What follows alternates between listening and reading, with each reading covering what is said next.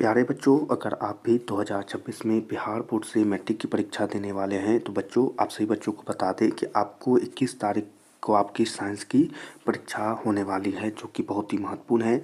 तो बच्चों हमने आप सभी बच्चों के विज्ञान की परीक्षा के लिए हमने एक बहुत ही इम्पोर्टेंट यहाँ पर क्वेश्चन पेपर आप सभी बच्चों के लिए लेकर आ गए हैं, जिसका पेपर कोड सी है।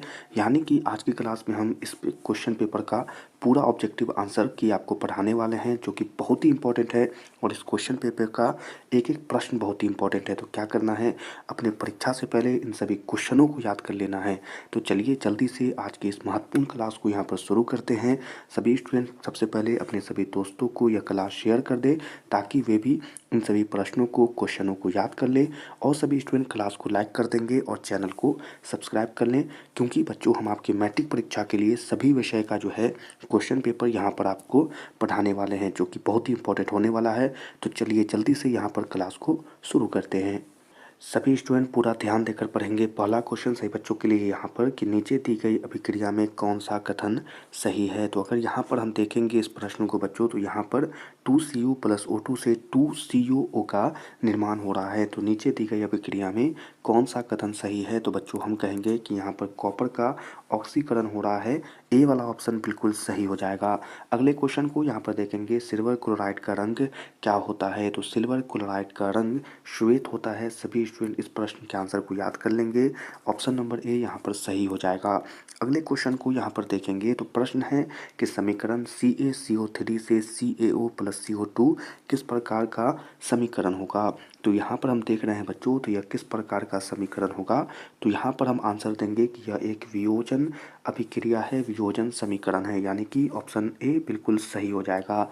अगले क्वेश्चन को देखेंगे कि किसी लाल तप्त आयरन पर जल वाष्प प्रभावित करने पर कौन सा यौगिक प्राप्त होता है। तो किसी लाल तप्त आयरन पर जल वाष्प प्रभावित करने पर कौन सा यौगिक प्राप्त होता है।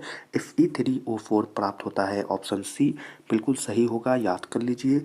चलिए अगले क्वेश्चन को यहाँ पर देखेंगे। प्रश्न पूछा जा रहा है कि हमारे शरीर में pH कितने परास के बीच कार्य करता है। तो हमारे शरीर में pH कितने परास के बीच कार्य करता है। तो 7.0 से 7.8 आंसर हो जाएगा। ऑप्शन बी बिल्कुल सही हो जाएगा। चलिए अगले क्वेश्चन को यहाँ पर देखते हैं, पर इसे यहाँ पर पहले सही कर लेंगे, क्योंकि बहुत ही महत्वपूर्ण क्वेश्चन है बच्चों। तो अगले क्वेश्चन को यहाँ पर देखेंगे। प्रश्न है कि बेकिंग पाउडर का अनुसूत्र क्या है। प्रत्येक क्वेश्चन बहुत ही महत्वपूर्ण और परीक्षा में आने वाला है, और ये वाला बहुत महत्वपूर्ण है। तो क्वेश्चन पूछा जा रहा है कि बेकिंग पाउडर का अनुसूत्र क्या होता है। तो हम जानते हैं कि NaHCO3 यहाँ पर आंसर हो जाएगा। ऑप्शन सी बिल्कुल याद कर लेना है। अगला क्वेश्चन है कि निम्न में से कौन आयनिक यौगिक है। तो निम्न में से कौन आयनिक यौगिक है। CaCl2 यहाँ पर बिल्कुल सही आंसर है, याद कर लीजिए। अगला क्वेश्चन है कि निम्न में से कौन सा पदार्थ ऑक्सीजन से संयोग नहीं करता है। तो निम्न में से कौन सा पदार्थ ऑक्सीजन से संयोग नहीं करता है। तो यह है गोल्ड, यानी कि सोना। ऑप्शन बी बिल्कुल सही हो जाएगा, रट लीजिए। अगले क्वेश्चन को यहाँ पर देखेंगे तो प्रश्न पूछा जा रहा है कि शुद्ध सोना को व्यक्त किया जाता है। तो शुद्ध सोना को व्यक्त किया जाता है 24 कैरेट में। ऑप्शन बी याद कर लेना है। अगला क्वेश्चन है कि वायुमंडल में CO2 गैस की उपस्थिति है। तो वायुमंडल में CO2 गैस की जो उपस्थिति है बच्चों, वो है 0.03%, यानी ऑप्शन सी यहाँ पर बिल्कुल सही उत्तर हो जाएगा। अगला क्वेश्चन है कि सल्फ्यूरिक अम्ल का अनुसूत्र क्या होता है। बहुत ही वीवीआई क्वेश्चन है बच्चों, और परीक्षा में आने वाला क्वेश्चन है। तो सल्फ्यूरिक अम्ल का रासायनिक सूत्र क्या होता है या अनुसूत्र क्या होता है। तो H2SO4, H2SO4 यहाँ पर बिल्कुल सही आंसर है, तो आप इसे याद कर लीजिए। चलिए अगले क्वेश्चन को यहाँ पर देखेंगे। प्रश्न है कि कार्बोक्सिलिक एसिड समूह कौन है। तो हम कहेंगे यहाँ पर सिंगल बॉन्ड COOH यहाँ पर इसका समूह है। अच्छे से देख लीजिए, COOH, ठीक है। अगला क्वेश्चन है कि ओजोन के एक अणु में ऑक्सीजन के परमाणुओं की संख्या कितनी होती है। जल्दी से यहाँ पर देख लें कि ओजोन के एक अणु में ऑक्सीजन के परमाणुओं की संख्या होती है 3। ऑप्शन सी यहाँ पर बिल्कुल राइट आंसर हो जाएगा। अगला क्वेश्चन है कि आवर्त सारणी में कितने आवर्त यानी क्षैतिज पंक्तियाँ होती हैं। तो आपने पढ़ा है, तो आपको यहाँ पर आंसर बिल्कुल पता होना चाहिए कि सारणी में कितने आवर्त यानी क्षैतिज पंक्तियाँ हैं तो आप कहेंगे कि 7, ठीक है। तो ऑप्शन सी यहाँ पर बिल्कुल सही हो जाएगा। अगले क्वेश्चन को यहाँ पर देखेंगे। प्रश्न है कि सल्फेट, अर्ध हाइड्रेट या हेमीहाइड्रेट का अन्य नाम क्या है? तो याद रखना है, अन्य नाम है plaster of Paris. Option B यहाँ पर याद कर लीजिए। अगला क्वेश्चन है कि ऑक्सीजन की परमाणु संख्या कितनी है? ऑक्सीजन की परमाणु संख्या 8 होती है। यहाँ पर अगर हम लिख दें तो 8 होती है, याद कर लेना है। चलिए अगले क्वेश्चन को यहाँ पर देखते हैं। प्रश्न पूछा जा रहा है कि 1 पीएम यानी पिकोमीटर कितने मीटर के बराबर होता है? तो यह कितने मीटर के बराबर? 10⁻⁻12 मीटर, 10 के पावर -12 मीटर होता है। अगला क्वेश्चन है एथेनॉल का क्रियाशील मूलक है। तो एथेनॉल का क्रियाशील मूलक होता है OH। बिल्कुल अच्छे से याद कर लीजिए, एथेनॉल का क्रियाशील मूलक OH होता है। चलिए अगले क्वेश्चन को यहाँ पर देखेंगे। तो प्रश्न बहुत ही व्यवहारिक यहाँ पर पूछा जा रहा है। प्रश्न है कि किसी अभिक्रिया में भाग लेने वाले पदार्थ क्या कहलाते हैं? मोस्ट व्यवहारिक क्वेश्चनों में से है, जो कि परीक्षा में आने वाला क्वेश्चन है। तो किसी अभिक्रिया में भाग लेने वाले पदार्थ को हम क्या कहते हैं? तो आंसर होगा कि इसे हम अभिकारक कहते हैं। ऑप्शन सी बिल्कुल याद कर लीजिए।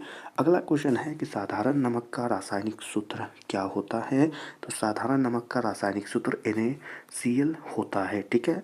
चलिए अगले क्वेश्चन को यहाँ पर देखेंगे कि निम्न में से कौन मुख्यतः बायोगैस है? निम्न में से कौन मुख्यतः बायोगैस है? तो CH4 एक बायोगैस है। अगला क्वेश्चन है पोटेशियम की परमाणु संख्या क्या होती है? तो पोटेशियम की परमाणु संख्या 19 होती है। ऑप्शन ए यहाँ पर याद कर लीजिएगा। अगले क्वेश्चन को यहाँ पर देखेंगे कि निम्न में कौन दुर्बल अम्ल है? निम्न में कौन दुर्बल अम्ल है? तो कहेंगे CH3COOH, CH3COOH। अगला क्वेश्चन है कार्बन क्या है? कार्बन क्या है? तो यह एक अधातु है, याद कर लीजिएगा। चलिए अगले क्वेश्चन को यहाँ पर देखेंगे। तो प्रश्न में पूछा जा रहा है कि नर युग्मक तथा मादा युग्मक के संयोग में बनता है तो क्या बनता है बच्चों? तो हम कहेंगे कि अंडाणु बनता है। ऑप्शन बी यहाँ पर बिल्कुल सही होगा। अगला क्वेश्चन है किसी जीव की जीनी संरचना क्या कहलाती है? तो किसी जीव की जीनी संरचना जीन प्ररूप या जीनोटाइप कहलाती है। अगला क्वेश्चन है कि मैदानी पारिस्थितिक तंत्र में तृतीय उपभोक्ता कौन होगा?